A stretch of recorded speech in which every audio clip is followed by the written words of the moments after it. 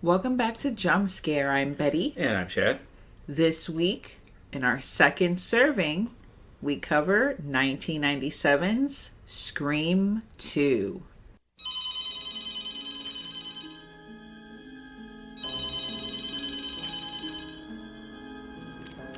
Hello? Hello, Sydney. Remember me? What do you want? It's time, girlfriend. Don't you know history repeats itself?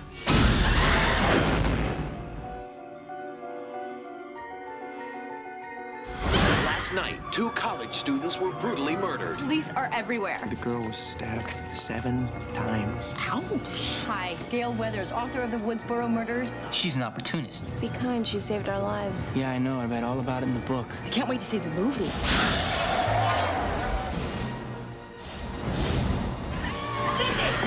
Did you know the victims? You feel threatened by the murder. What am I supposed to do? If there is some freaked out psycho, they're probably already in your life. Okay, so you just want to sit here and wait to see who drops next? The way I see it, someone's out to make a sequel. So it's our job to observe the rules of the sequel. Number 1, the body count is always bigger. Number 2, the death scenes are always much more elaborate. How do we find the killer, Randy? That's what I want to know. Well, let's look at the suspects.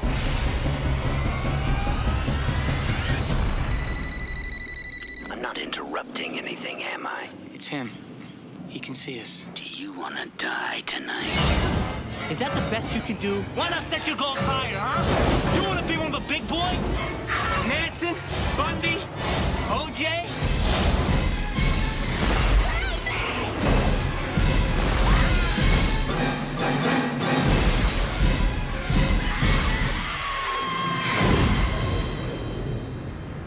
What's your favorite scary movie?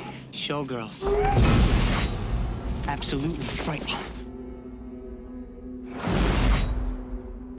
So we had initially decided and also informed the world that we were not going to be covering Wes Craven's... We were going to be covering Wes Craven's not so popular films.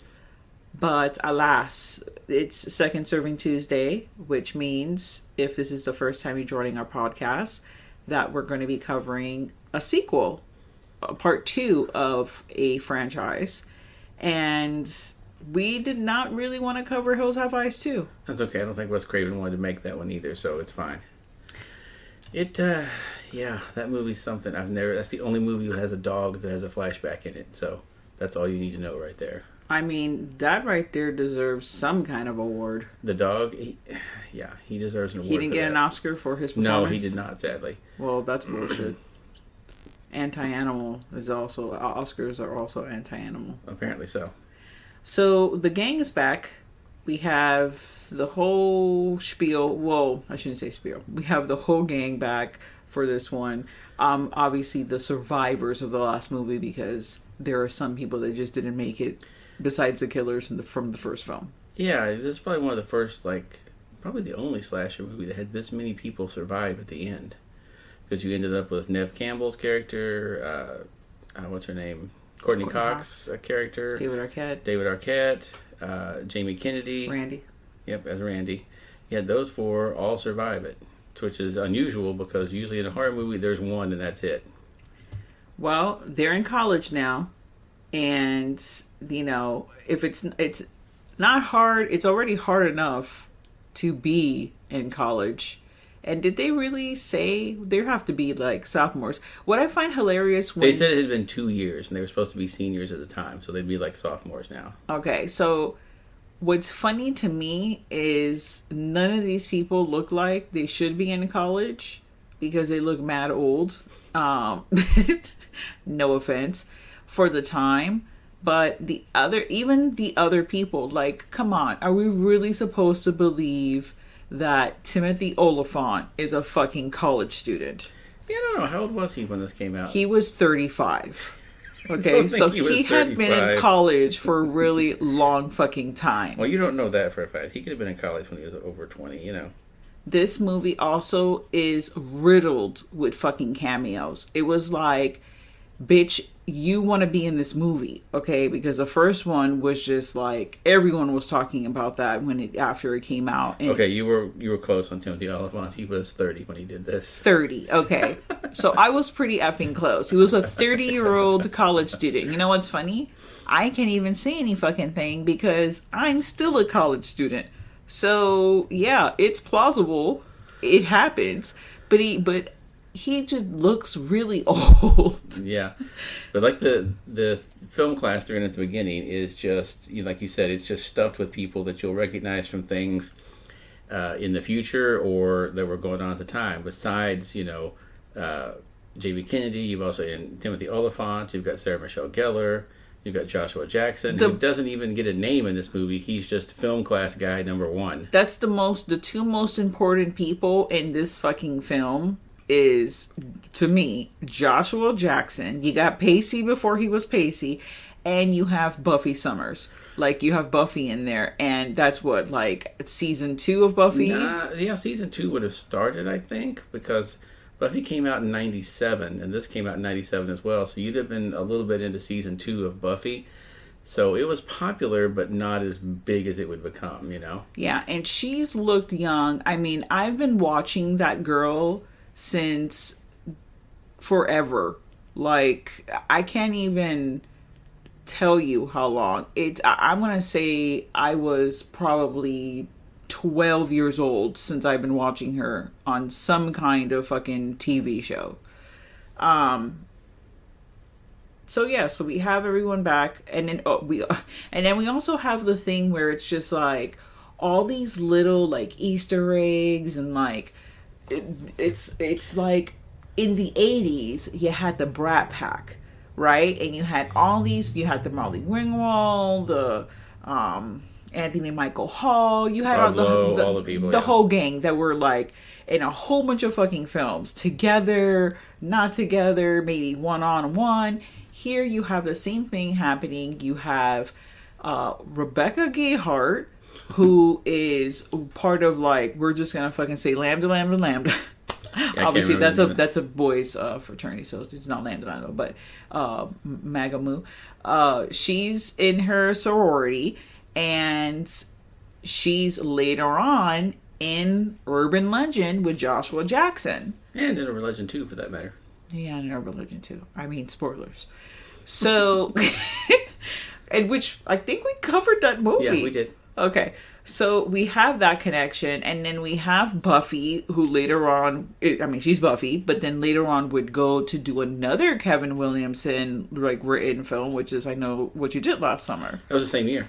The same fucking year. So, yes, it's just, like, so many, like, things, people well, and you've also got the part where, when Sarah Michelle Gellar's on the phone in the sorority house, she's actually talking to Selma Blair. Yes, which...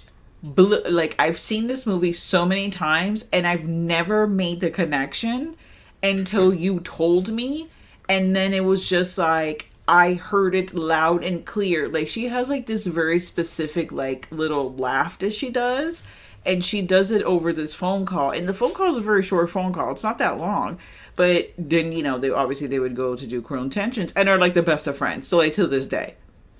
So going back to the movie, we open up, we have Omar Epps and Jada Pinkett. I don't think she was Jada Pinkett Smith at the time. I don't think so either. So we have them, they're, waiting in line to see Stab, because of course, just like in true fucking fashion, the horrendous events that happened to these people, they've been made into a movie. They were made it, it was a novel, obviously written by Gale Weathers. And of course, in the first movie, you had the part where they had said, just off the top of their head, like, if they make a movie of this, who would you want to play you? And I can't remember who she said, but she said they'll probably just end up getting Tori Spelling or some bullshit. And when you see the cast of Stab, you see Heather Graham is playing Drew Barrymore's part, and you do have Tori Spelling playing Neve Campbell's, and Luke Wilson playing Skeet Ulrich's part, which I find hilarious. Because Luke Wilson's probably 35 at this point too. So yeah, it's. The movie not only has like horror tropes in it, but also it has just like, tropes in general. Like, of course, they're going to be like, you know what? So this girl was just about to watch a movie with her boyfriend and she's making popcorn. That doesn't fucking sell. Let's have her be getting into the fucking shower, be booty naked. You know, which is like, okay, that didn't happen at all, but okay, I guess if you got to sell the tickets, like, people are already coming in. Yeah, and so many of the things, like, this typical, like, when they show the Stab movie, you see the scenes from it, and it's, you know, they're overacting it really hard, and, you know, it makes it really hilarious because they're just going full melodrama with it, and it's great. Oh my goodness. Swan's Crossing, by the way. Swan's Crossing is where I first started watching Miss Buffy Summers, Sarah Michelle Gellar. Oh, okay. She was on TV. And I fucking loved that show growing up. And it was a soap opera from 1992. It was only one season. They're actually, I'm pretty sure it's on Vudu or Tubi. It's on one of those right now. You can watch it. And it is horrendous. Like, it is such a terrible fucking show, which is why I didn't go past. But at the time, being, you know, pre-teenager, I was like, this is the bee's knees. I love this show. And she played, you know, the freaking rich, the role that she's fucking perfect at playing. The fucking rich, snobby, you know, girl that you later would see in, like, Cruel Intentions. So, you know, what the hell? Where is the films, like the freaking, whatchamacallit, midnight showings like they used to have? The pre-showings of the films where they have, like, amazing fucking promotional shit. They have fucking glow-in-the-dark fucking knives. Well, you won't see that anymore because yes, but we're not going to see that. I'm just saying, in my, like, utopian world. Yeah, where you can still do that sort of thing. But before, when you could do it, they didn't even have that. The freaking mask with the whole costume. I mean, it's funny to look at that now because there's going to be a whole generation of people that watch this movie and go, well, that's bullshit. You can't wear a costume and carry a fake knife into a movie. They won't let you do that. Yeah, they did back at the time. I remember, like, when the Watchmen movie premiered. I showed up to the movie theater at midnight. There were several people that showed up dressed like Rorschach, people carrying signs, people dressed like the comedian. Lots of people showed up in costume, carrying fake weapons and everything. No one thought anything about it.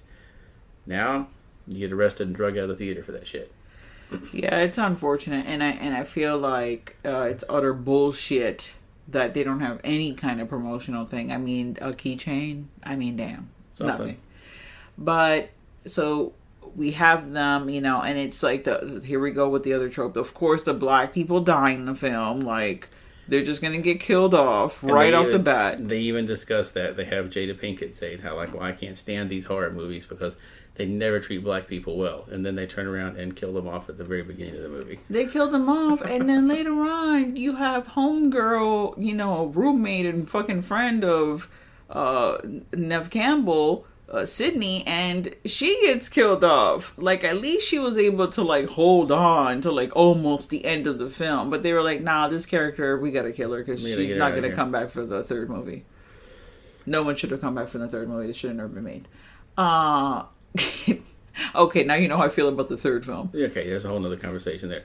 We forgot to mention Jerry O'Connell is in this. Oh yeah, there's just shit ton of people. We could just do a whole podcast on how many people are in this fucking film.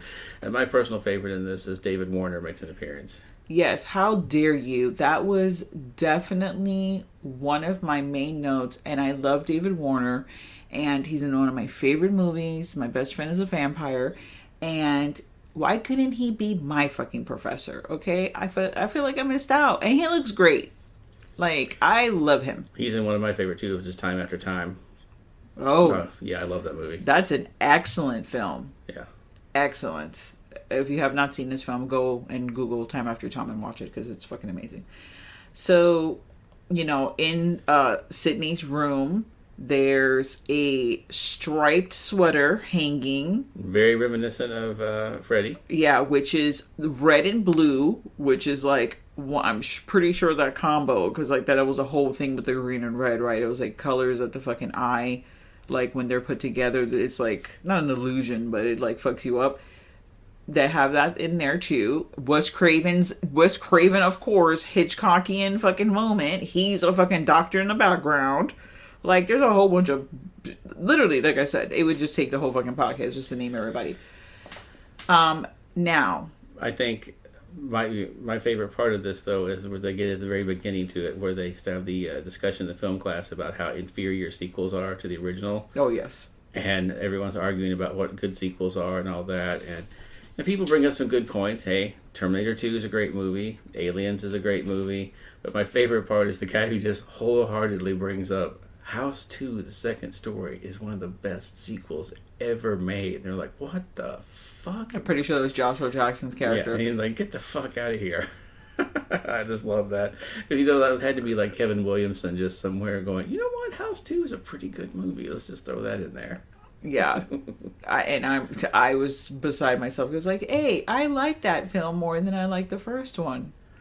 Yeah. Even though it has the weird dog and the old grandpa. The caterpillar and grandpa zombie, whatever the fuck he is. Grandpa zombie. I haven't watched that in years. We're going to have to cover that for a second serving. Oh, it's going to get crazy up in there with that second serving. Ugh. Don't. You're like I'm eating a bowl of maggots. It's not one of my favorites. You haven't seen it in a long time. You have to rewatch. That's true. It's been 30 years probably since I saw it. So I don't think I have any favorites. I'm not really. I do get very perturbed by the death of Randy. I feel like he was the one lovable, like, relatable character. Can't really relate to Gale Weathers. She's like mega bitch, self-absorbed, right? David Arquette, he's the only fucking character that has his own fucking music. Like, literally, Dewey has his own, like, melody, which is fucking weird. So, and then he's, like, limping all around in this one. He has a problem with his arm, which they kind of abandoned later on in the movies. He just kind of went back to normal. Well, because after he got stabbed and opened up all those scars in the fucking ending of this movie, when they went in there, he was in LA, so he got like he got better fucking doctors, and then they helped him out and they fixed his shit, and then he was able to get back. So. Maybe Gail gave him some money. He gave him that Gale Weathers money because they got back together. So. So then Randy fucking dies, and I'm like, that's the only character I fucking care about. Like, fine, whatever, Neve Campbell, who cares? Like, she can handle herself. I like the fucking nerdy guy that literally has all the insight to the horror movies. It's like, he's the guy. And then, so ridiculous, because I feel like later on they're like, damn, maybe we should have gotten rid of Randy. Maybe we should have fucking killed Dewey. Or maybe fucking even Gale. Because how long is she going to be the nemesis? Because then they bring him back with this fucking cassette tape thing. In part 3, yeah. Right? In part 3, the sister fucking from the dollhouse or whatever movie comes in and fucking brings this damn video. And it's just like, you could have just left him in the movie, man. Why you did that? I kind of have a feeling from things that I've read that they had planned on killing off Dewey in this one as well. But this was one of the first movies to really, if not the first, to really suffer from like the script getting leaked online.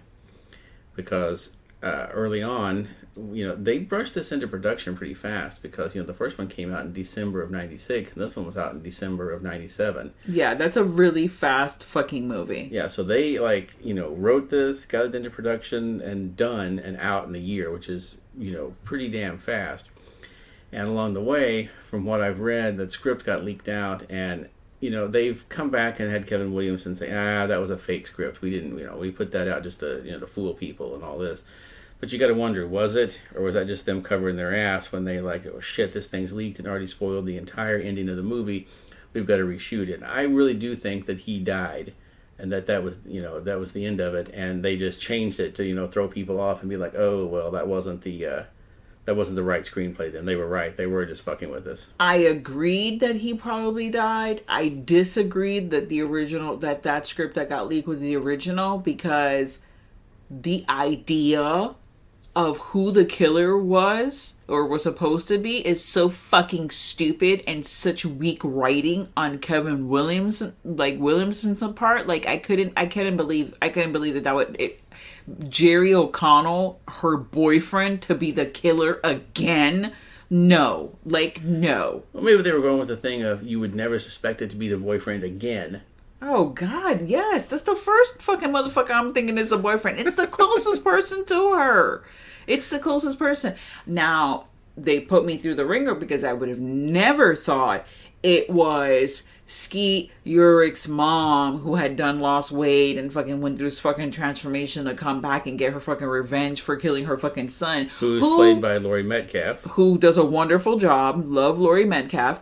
Who didn't even give a fuck about her son because she left, eating her fucking bonbons out the fucking door and was distraught and left her son there. Mind you, yes, fine. Her son was a teenager, a senior off on his way to college, possibly. So, but you have to admit that there's no way that what's his face, he had a fucking good life at home, because you don't just become a killer over a fucking year. Like I don't get that he had mommy issues and then he just decided, you know what, I'm just gonna fucking go on a killing rampage. Like, I think that you were already a bit touched in the evil way before. And Stu, like, he's just an idiot. Peer pressure. Yeah, peer pressure. He's just yeah, exactly, peer pressure. And let me go out and say that there's something online about Matthew Lillard being in the fucking college scene, like the party that they're having. He's in the background. No, I need someone to take a fucking zoomed up fucking photo, because we combed that fucking scene. And there's one guy that, okay, he was a white guy with fucking hair and eyeballs, but that doesn't fucking make him Matthew Lillard. Like, Matthew Lillard, see, that's fucked up, because I would have known this before. When I met him, I would have asked, hey, do you happen to be in Scream 2? Because you just came on set to just, shoot this shit and you're in the fucking background. He would have told me. Yeah, I feel like he would have been honest about it. When we see him again, we need to definitely make that. We'll ask him. But yeah, it's hard to remember now. Like, you think about it, like, this is just another sequel. But back at the time, people were so excited for this to come out, because Scream had come along, and the 90s were kind of a wasteland of horror. There was a few good things here and there, but most of the ones that were good kind of got overlooked. And the ones I bring up that everybody's talks about, they're like, I haven't heard of that shit. Except for stuff like Candyman, which everybody remembers.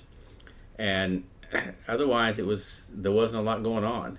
And when Scream hit, it was like, it was the first time people had ever seen a horror movie or something. It just brought the whole, genre back into life.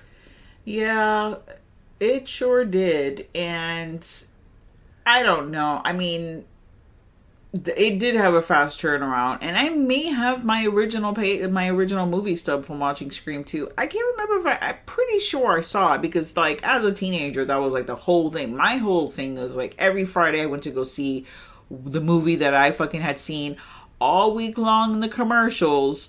What was coming out Friday with The Voice. I call him The Voice. Doing the trailer announcements and whatnot. And I'm pretty sure I must have gone and seen that movie. I just don't remember. I remember clear as day watching Scream. But I have no memory of watching Scream 2 in the theater. Well, when the original Scream came out, I was working at the video store, and when it came out in December, I had a friend who worked at the movie theater, and we, all of us, nearly every movie that comes, you have to watch it before it comes out, before you play it for the public. You have to watch it to make sure there's no scratches or missing scenes. And ironically, one of the movies we watched was Mortal Kombat one time, and the final reel was the same as the first. So they had to reorder a new movie, have it delivered that day. Wow. So every night, when, Thursday night, where the movies would come out, we'd have to sit and watch them. And I said we have to. I went there just because I wanted to see a free movie every week.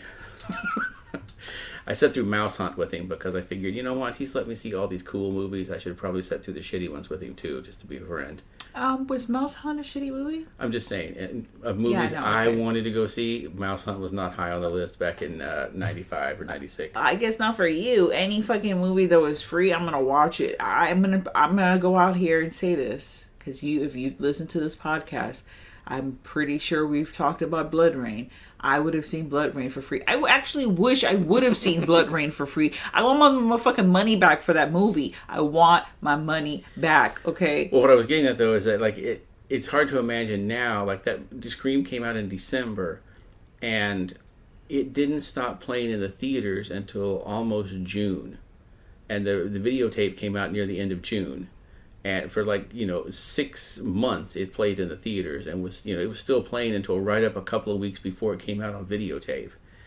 And you don't see that now. Hell no. Movies play for at most a month in the theater, and they're out of there. And this thing was on for half the year.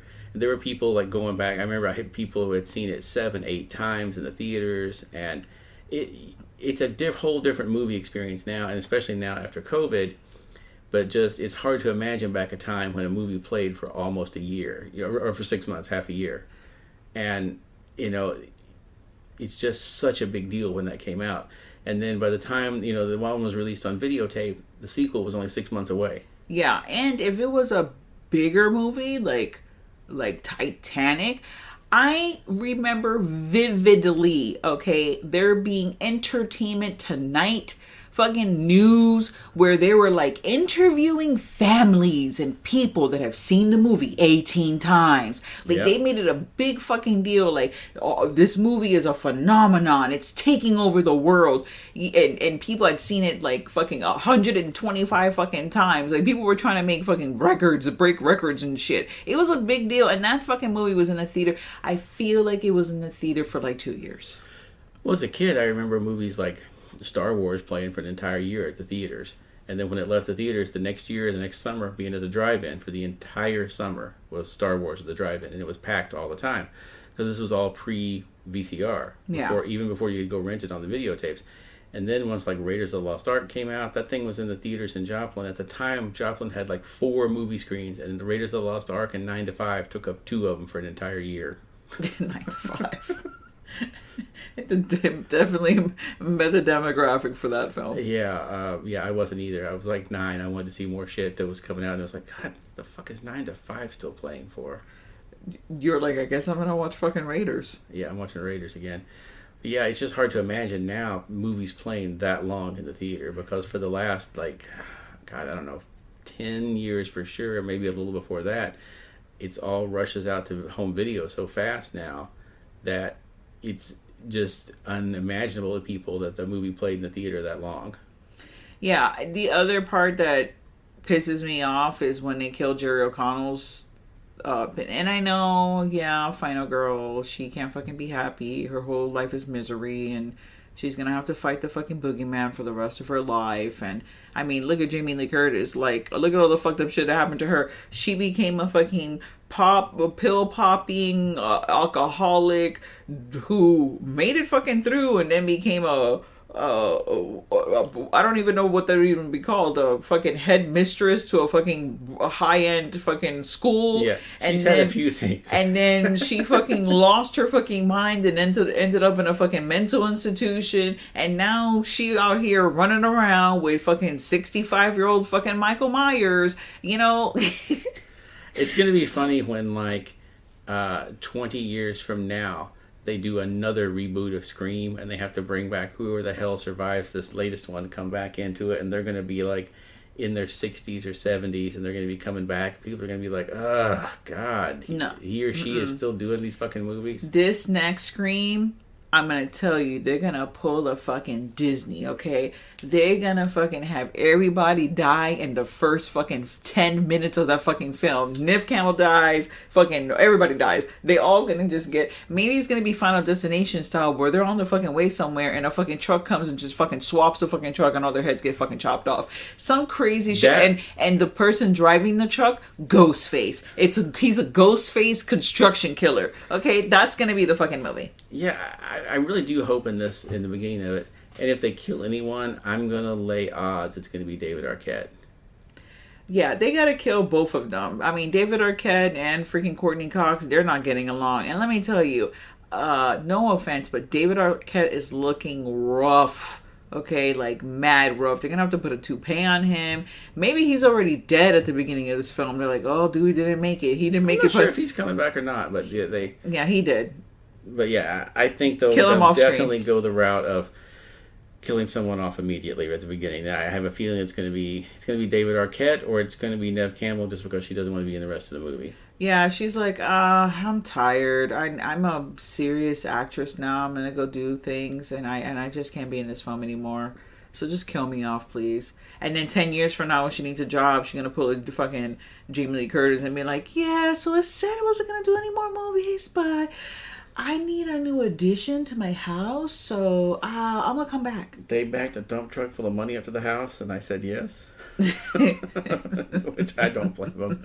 People give these actors shit for doing some of these movies, and I think it was Ice-T I saw on some show that they were giving him shit for playing like a kangaroo man in Tank Girl.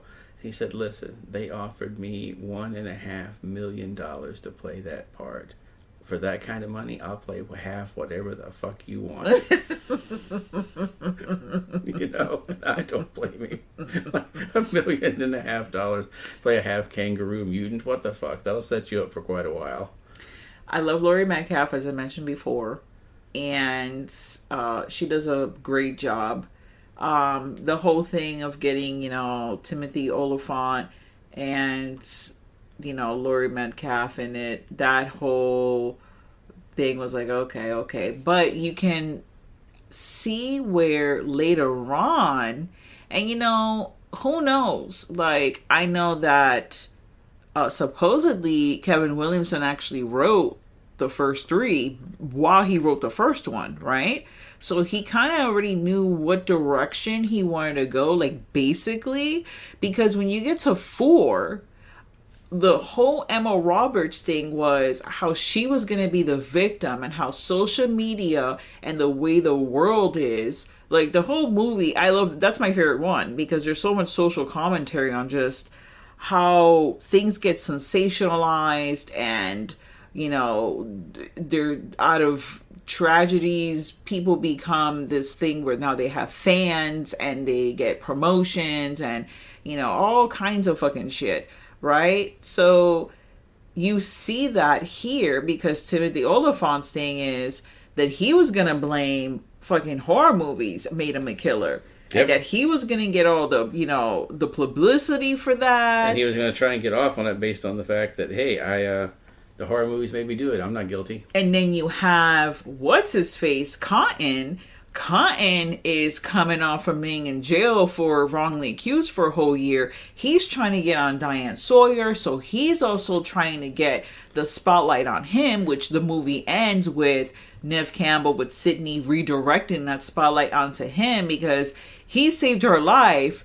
And it's one of those things, like, in that scene, he's like ready to, you think that he's ready to kill like Neve Campbell and like ready to take the fucking spotlight, because Laura Metcalf is like, look, you're gonna be the star, you have to get her out of the way, you're never gonna be anything, you're never gonna be the star if Sydney's gonna live, like she's gonna survive.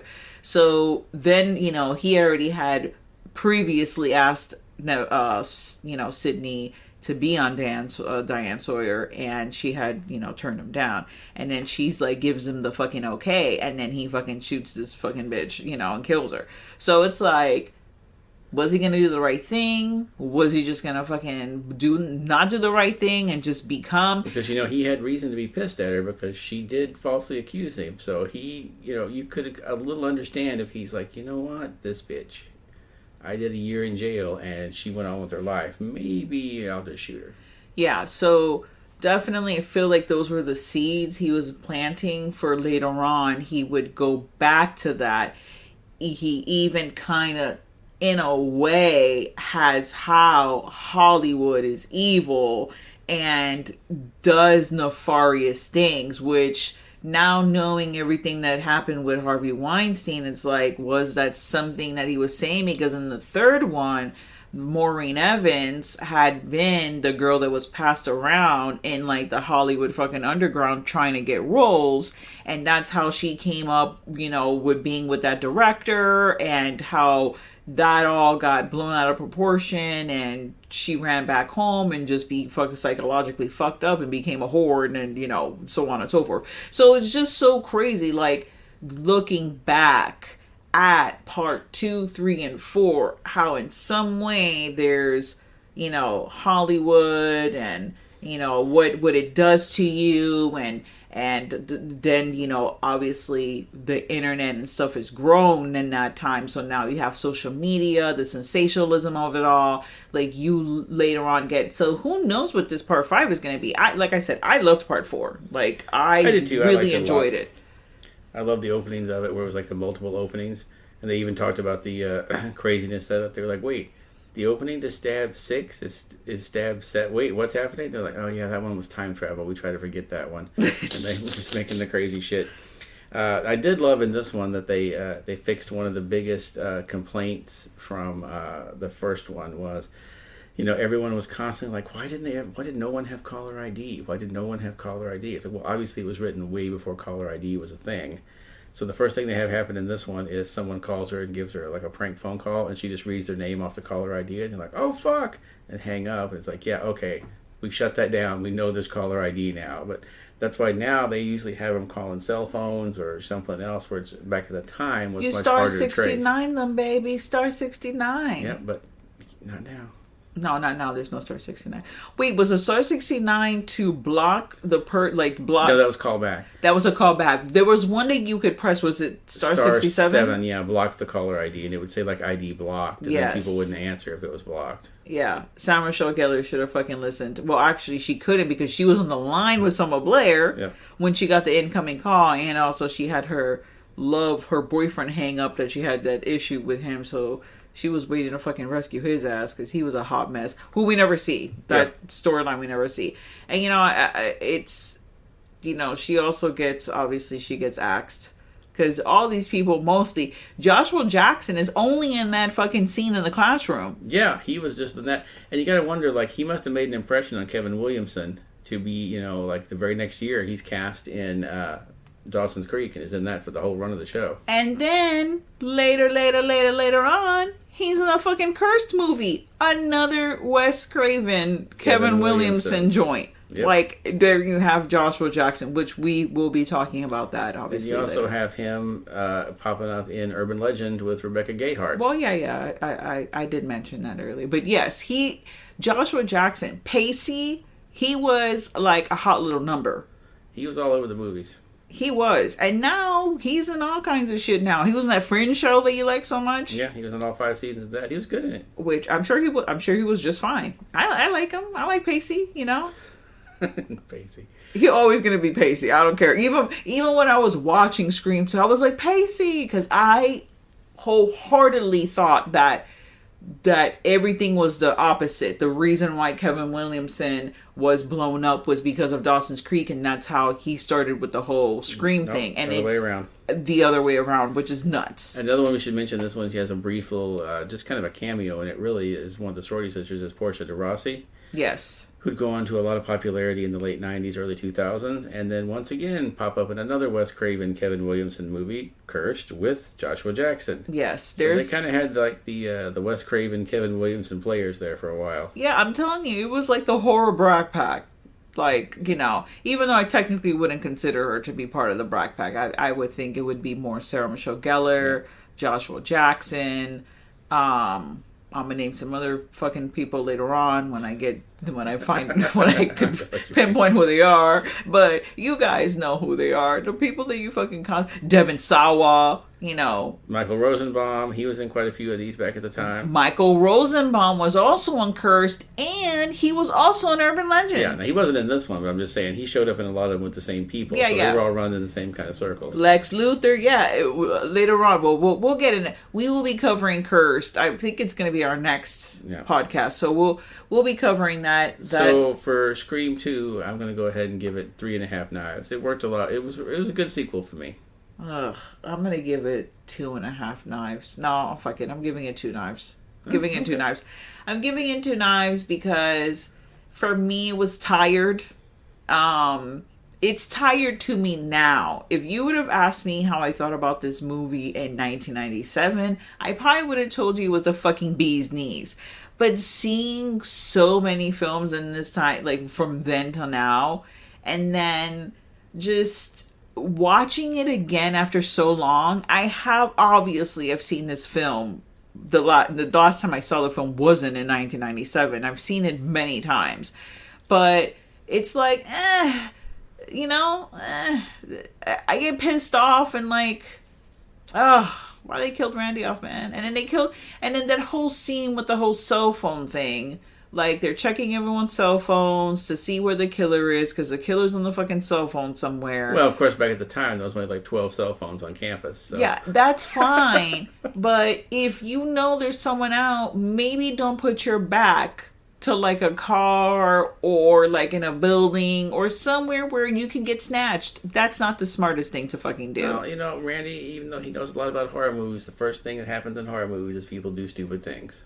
That's true, which I feel like that's the number one thing he should have tried to avoid. Yeah, so, but he fell into his own trap. He sure did. A bloody trap in a van. He died in a stinky van. It's nasty. So yeah, so thank you so much for joining us on this episode of our second serving where we covered Scream 2. Stay tuned to the horror.